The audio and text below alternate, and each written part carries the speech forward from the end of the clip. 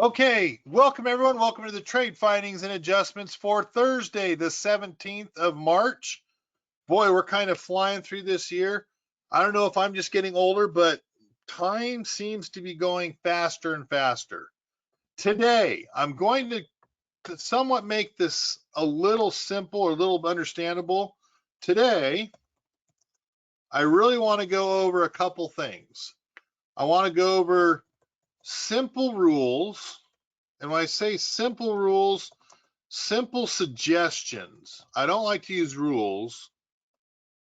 Simple suggestions in profiting using options around collar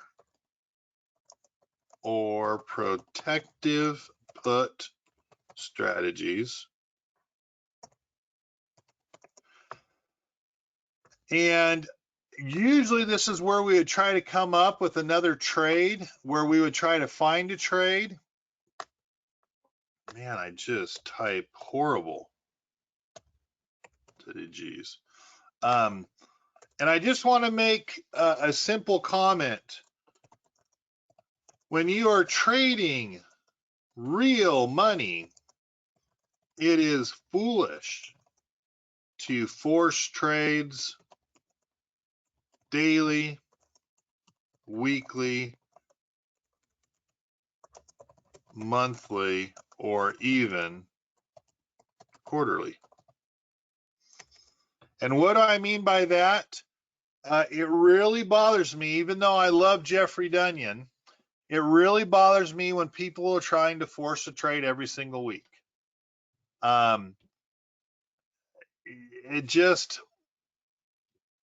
It's so much easier done on a paper trading platform. I know they're not trade recommendations that are licensed, bonded, or insured.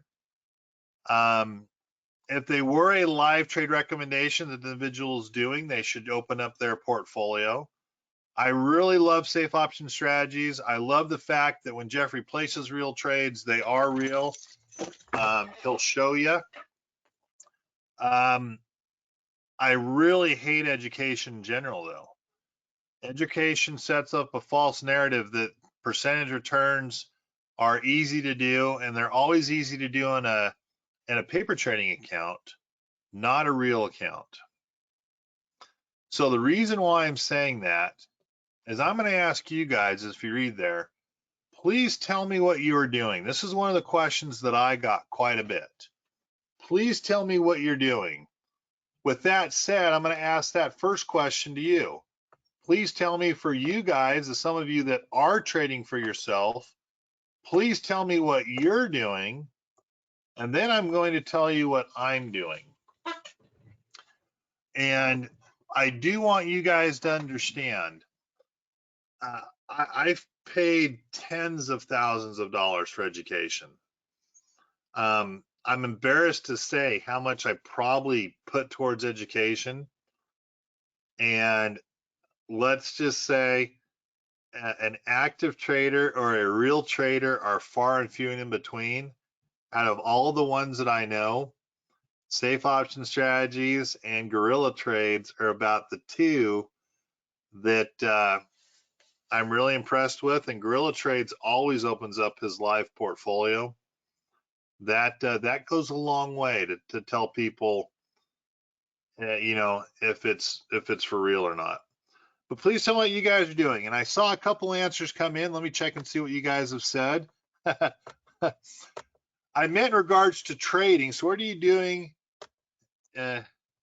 in regards to trading?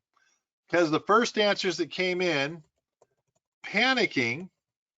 That's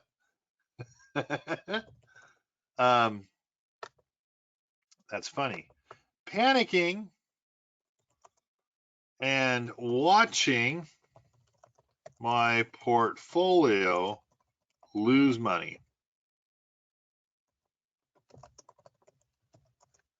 Lose.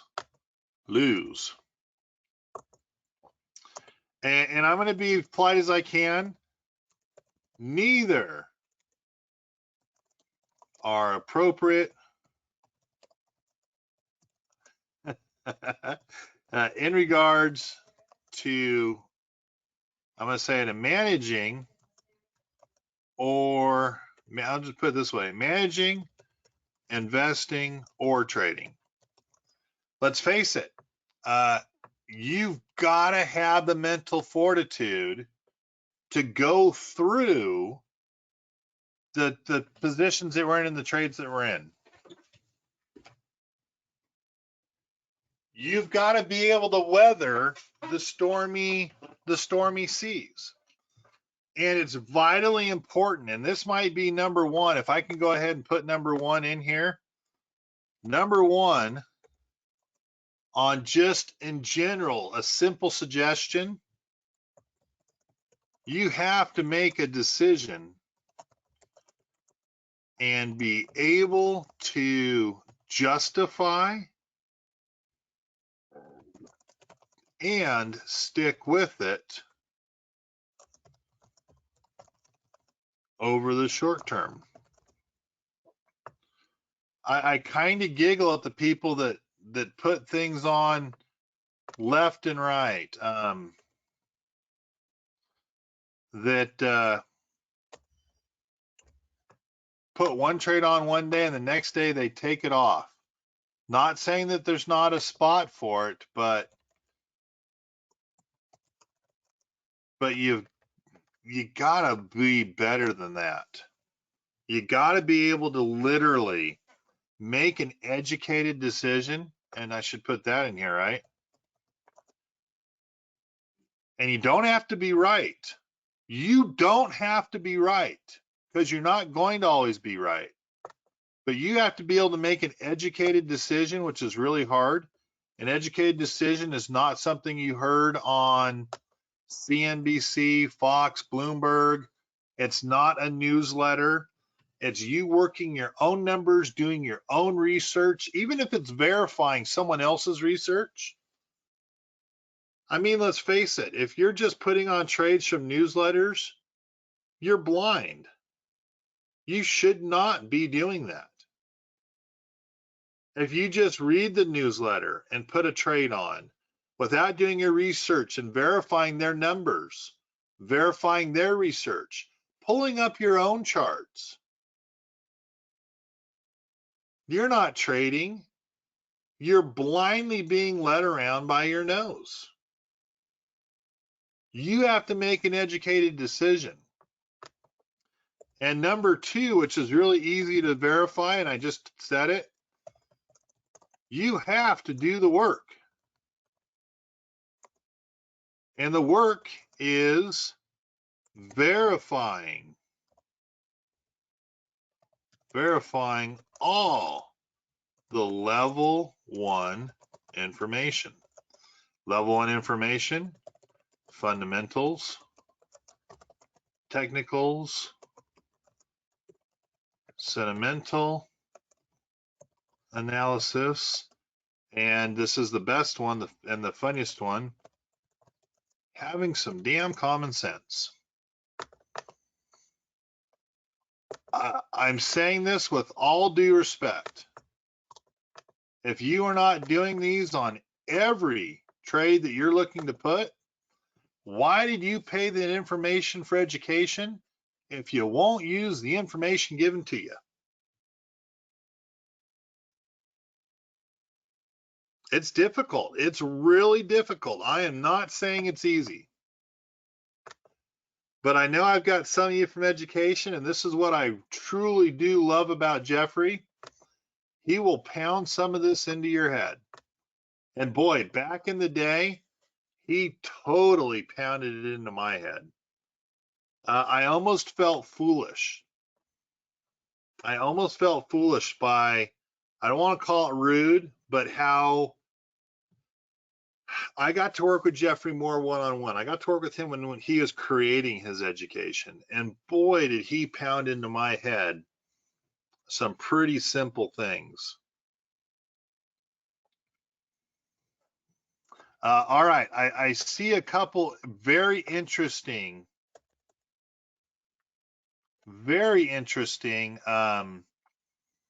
comments. So if I take a peek here, wow. So I'm just going to put it as trades, which I think are interesting. Wide wing spreads, are those credit or debit spreads on the SPX?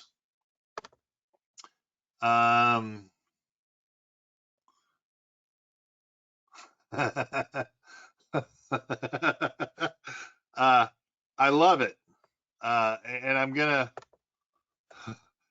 gonna put this in here how it was said. Selling credit spreads. Boy, in fact, if it's okay for the individual that just typed that in, I'm going to send a phone number to you to have you give me a quick call, because I really want to talk to you about selling credit spreads. So you just got that phone number. Make sure that you give me a call. I love someone being honest. Losing money, losing money on bull call spreads. And the last one was value investing. So I'm just going to go through and I'm going to make general comments on most of these. So for the comment on the wing spreads, right?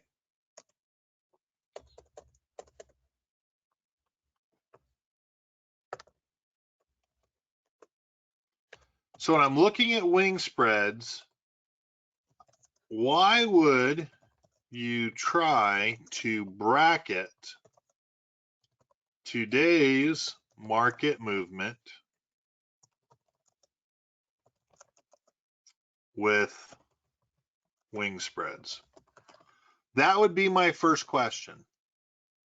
And my second question would be, are they far out in time to allow some growth or some sell-off? 10% in either direction. And they might come and might say, hey, you know what? There's no damn credit. There's not enough credit for it. And the last question that I might throw out there would be, is this trade following the correct trend? Now, it's not fair for me to beat this individual up, because in all honesty, it might have been put on before December. December, our market trend has been bearish. So I would be looking at bearish trends on bearish trading stocks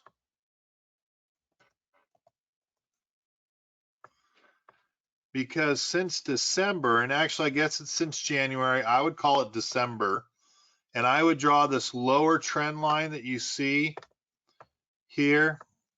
Come on. I would draw my lower trend line right through here. I wouldn't be using the one that's over here.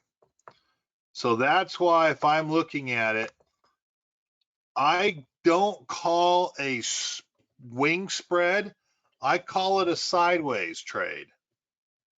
I would call it for a sideways moving market. I would not think a wing spread would correctly fit the bearish trend that we're currently in our stock market. So those are just some comments. Again, you can take them from what they're worth. The majority is, if you have it out in time, I would kind of give my blessing to the trade, right? I would give my blessing to the trade, and I would say, I think you're into something that you need to be in. All right, for selling credit spreads, And again, I gave out my phone number. I want to hear from you afterwards. Selling credit spreads. Are they following the trend? And my next question is, do you understand risk versus reward? Because I hardly ever do a credit spread. My rule for credit spreads, rule number 3, can I get enough credit, which for me is equal to half the spread, to make the risk reward worth it to me? If I can't get half the credit spread on a risk to reward ratio,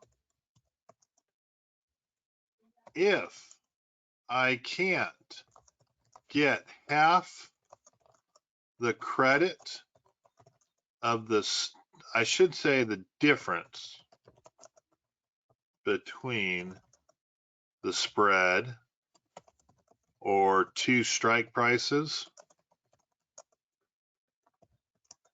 it is always better to do a debit trade if you're valuing risk to reward. Well, Kevin, all the big money is selling. That is, when you hear most options are selling or credit spreads, just to give you a heads up, that is bullshit. That is 100% pure bullshit that you have the big guys, again, pulling you around by the nose. All the options that expire worthless are credits or shorts. That's also not true. They're equal. So it's just some thoughts that I'm throwing out there that you're looking at. And boy, some great questions. What is the correct trend? How do you determine the correct trend? Does it change with time frame? And so the short answer is a credit spread is usually should be done 30 days or less. Leap credit spreads are not a great idea because there's not enough time decay. The ideal credit spread is a 30-day or less time frame, where time decay is your friend, not your enemy. When you talk about the trend, it's technical analysis. Here is our trend on the S&P 500, and I just showed it, making the comment that if I was looking at this trend, our trend is bearish. So you should have bear calls, should be your ideal credit trade. You could do bear puts, but that's a debit trade. That's probably better and less risk than a bear call. But bear puts, bear calls, protective puts would be a good bearish trade. But the trend right now is down. Our trend lines are down. They have been down since December. If you are putting a bullish trade on since mid-December or January, I have to question if you're using your level 1 information that you've been given about technical analysis. You don't put bullish trades on bearish trending markets or stocks for that matter. Well, Kevin, my stock looks like it's going up. Well, again, low tides sink all ships. If you found the 6% that are going up, it's probably not a trend. It's probably a one-off. It's probably a couple days. All right, losing money on bull call spreads. Simple. Is the trend your friend, right? And are they out long term? which means there's nothing wrong with leap bull calls. But again, a bull call spread right now, a bull call spread since the middle of December is a bullish trade on a bearish market. Got to question that, right? And value investing, love this one. Value investing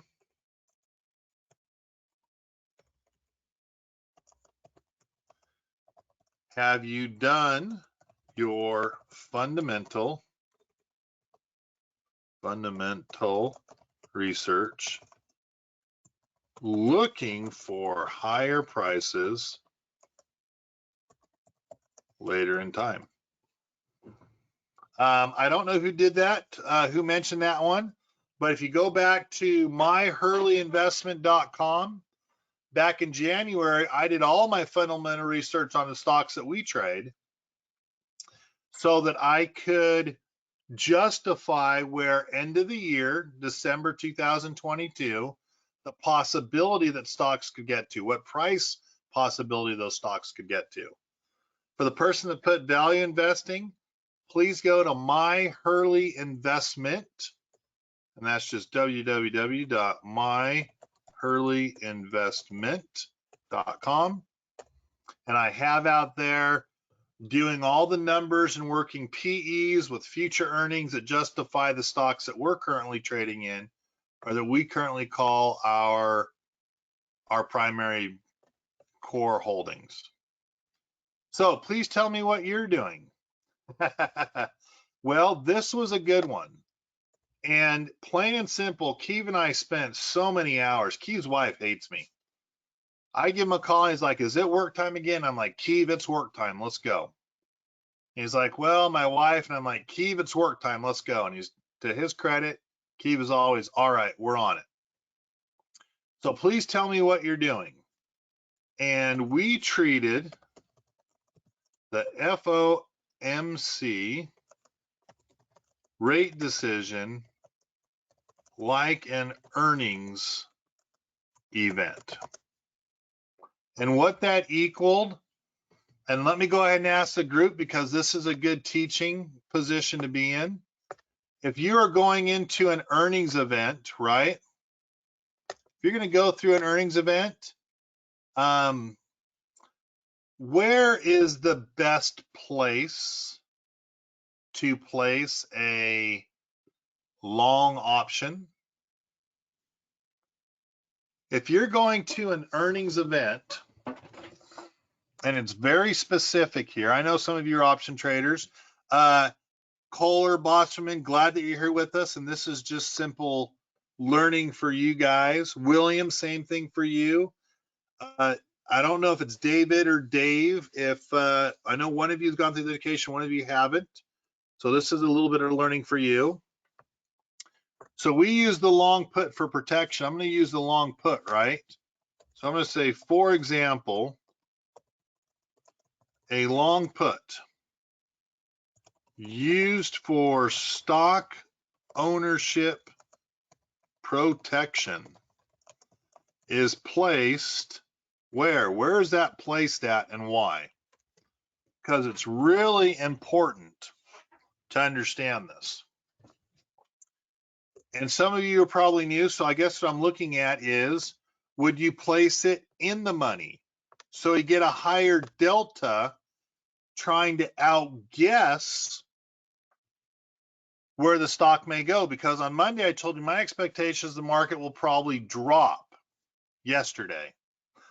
I was wrong, but I'm not wrong today. It's catching up. But as of yesterday, I was wrong.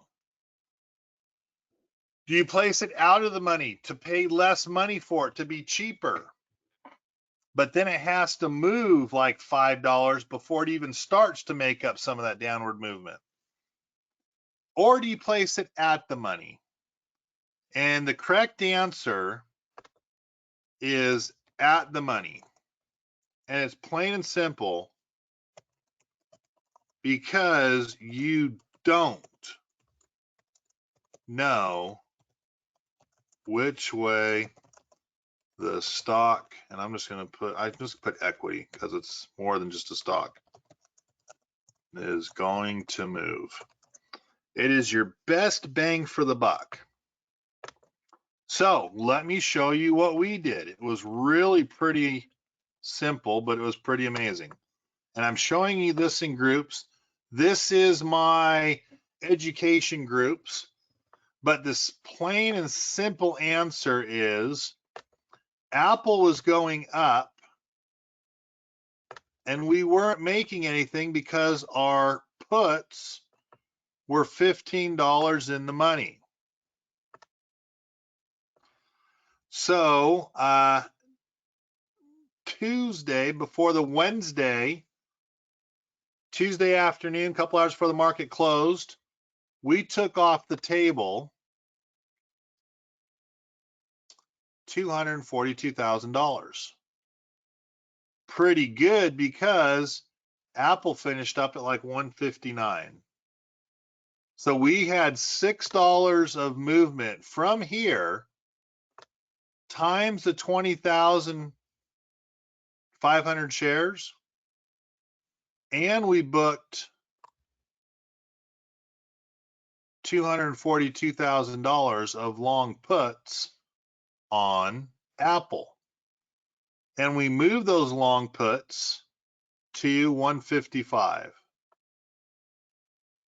That's what we ended up doing. We ended up taking our group, which was really all of these, right? Moving this whole group, 205 contracts, to being at the money at 155, and basically booking $242 of long put money.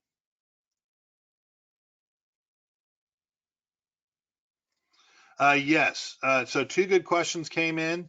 Does that include near the money depending on the cost of the put?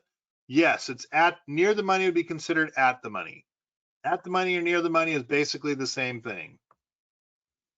And Jeff, 100% correct. So you get a good delta, but doesn't cost too much, or you're not being cheap and not getting the protection you need on the way down by being out of the money and being cheap. At the money is your best bang for the buck.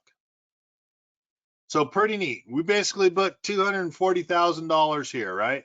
$245,000. And we did it before yesterday. Let me go through a couple more of these. These are some of our core holdings. On BIDU on Tuesday. Look at how high our delta was. BIDU lost $34,886. On Tuesday, we made up $344,352. We missed $500 on the way down. We booked $666,000 of long puts. We took our 155s and we rolled them down to 110. And we did it the day before BIDU went up $40. We even added some shares with the profits that were part of that $666,000. If we had not rolled down our long puts out of the $40+ of upside movement yesterday on BIDU, we would have missed out on 38 of it. 90% we wouldn't have made. But we were smart and we chose to roll down our protection. 245 up here, 166. We basically booked $900 of long puts the day before the FOMC rate meeting. It gets a little bit better.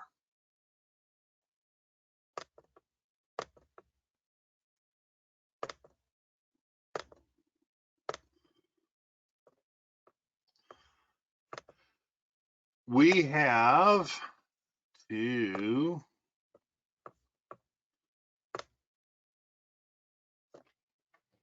on Boeing. We only have 4 people in it, and this is just a single account. I don't know why we didn't grab all of them, but on Boeing, we actually booked about $111,000. But we moved the 220s down to 180s. And this was another 111,000, so we're up to 1,111,000 we booked. And I think I've got Disney here as well.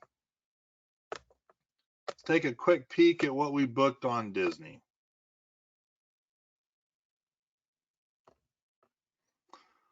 And Disney, we have a couple different options in here, but what I'm looking at is this and this and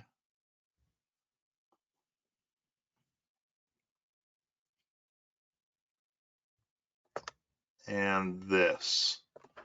So we booked 307,000 plus 16. We booked another 300 here. I mean, in all, we booked $1.5 million of long put protection. We booked Tuesday afternoon.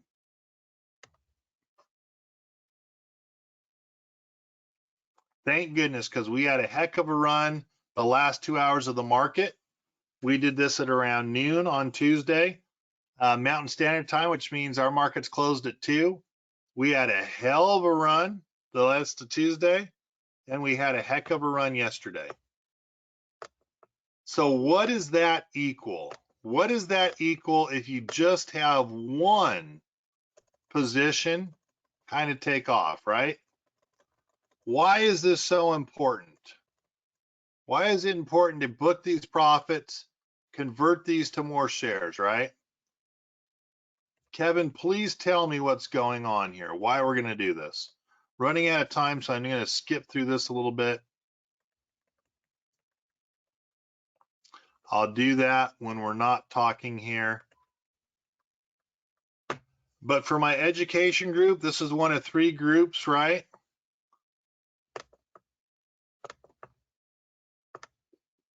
Yesterday was a 7.23% return for what I call my education group. Those of you who I found through education. The 401k group was at about 8.01, and then the smaller group that's really way out there was it had been 8.42, I believe. So my education group, you guys were the less one because we take less risk in these ones, but a 7.23%. Or if I can kind of put this just a little bit different, which I hope you can appreciate.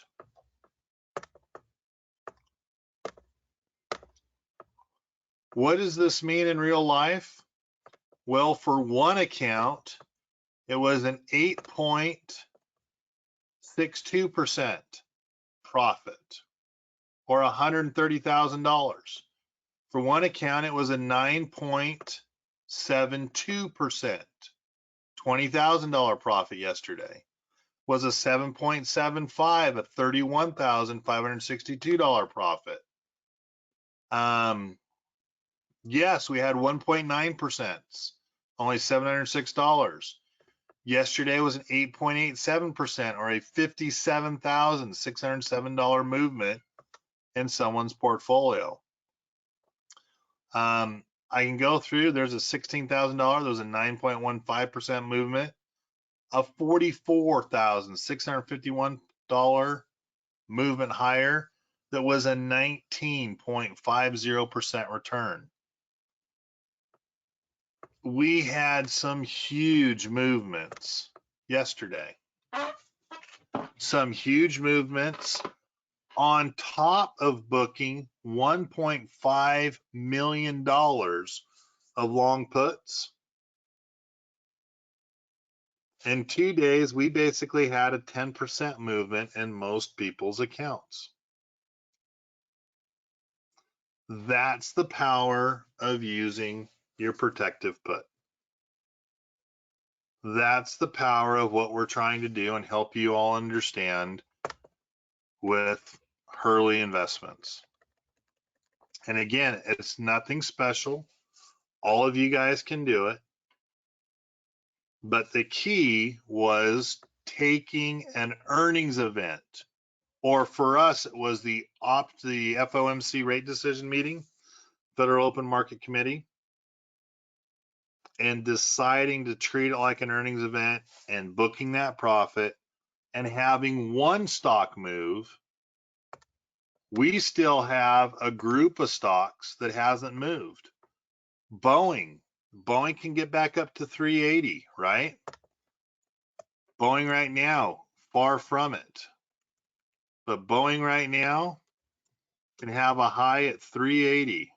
It's really closer to 400. Disney can have a high of roughly, what, 208? Ford, I know Ford's exactly. Ford can have a high at 2587. Facebook can have a high of, I want to say it's not 350 though, it's probably 340. Square, which is blockchain now. Square has a high in that 300, right? Under Armour, they have a high of 28 bucks. Visa has a high at 240-ish. There's a huge amount of upside opportunity for all these positions. And the funny thing is BIDU that moved so significantly yesterday, it has a high of like, oh my God, I want to say 380. I'm just going to put 350 on there because I don't really know.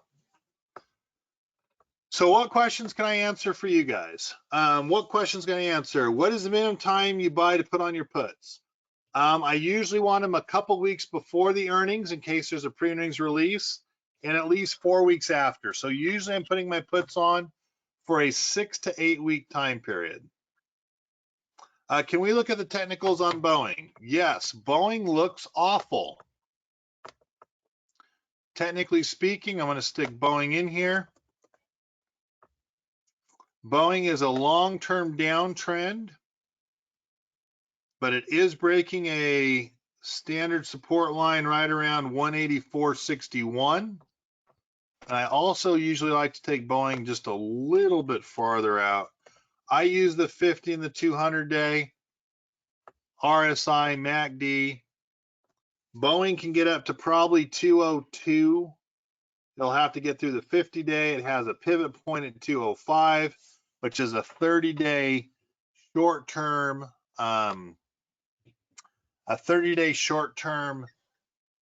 resistance level, and the 200-day at 216.21. So in all honesty, Boeing right now has upside potential to roughly 202 to 205. If it breaks 202, it'll probably go to 216, but it'll be extremely difficult to get above 216 or the 200-day. It'll only do that with a blowout earnings, with huge news, new contracts.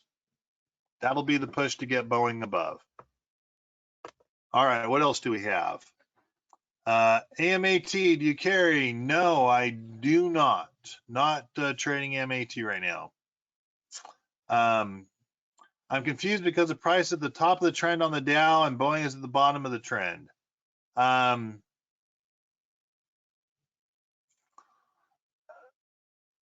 So I don't know if I'm going to answer that question correctly, but the Dow is what, 31, 36 stocks? The Dow is a traditionary index, and it's very lightly traded compared to other indexes you have out there. The SPY, the SPX, the NASDAQ, the Qs, the comp, the Wilshire. I'm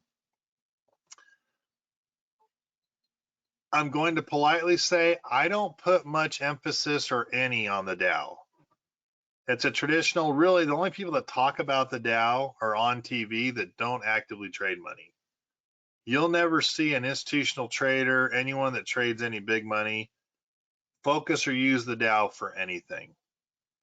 So it might be on the top of the trend on the Dow stocks, the one that's trending higher. I doubt it though. Year to date, it is down for the year, which means the 31 stocks on the Dow, I don't know, not the best. I was thinking that Boeing was following it. Let's pull up the Dow and let's see. There's Boeing right there, right? And the Dow Jones Industrial Average.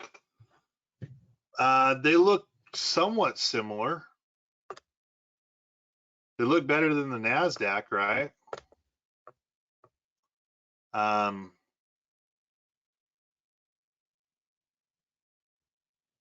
About 10% down right now. 200. Yeah, it's actually doing better than the Dow. Doing better than the Dow right now. Any other questions you have? Good questions there. Thank you very much for asking those questions. Any other questions you guys have?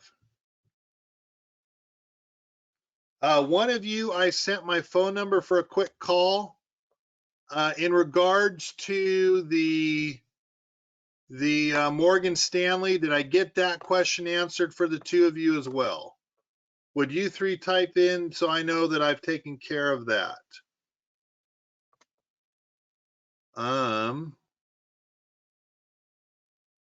And there was a reason, one of you I passed out my phone number to.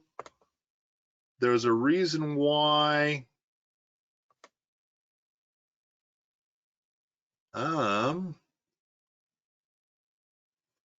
So give me a call. Got it. All right, we guys good? So one of you is okay. I'm waiting for one more to type in. Did I answer your Morgan Stanley settlement breach lawsuit question? Perfect. Thank you. That'll make it easier for me today, but I will still try to get a call out to you this afternoon.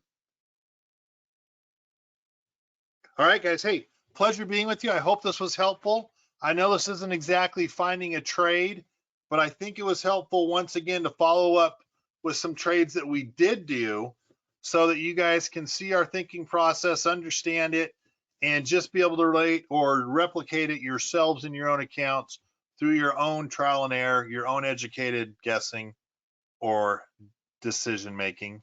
All right, guys. Hey, pleasure being with you. I appreciate your time today. Look forward to seeing you next Monday evening. If you do not have next Monday evening's commentary link to register, please send me an email, khurley@hurleyinvestments.com. That K stands for Kevin, khurley@hurleyinvestments.com. Look forward to seeing you guys Monday evening, and Cole, I will give you a call later on this afternoon. Rather busy this morning and probably busy through till our market closes. Thank you very much, everyone. See you then. Bye-bye.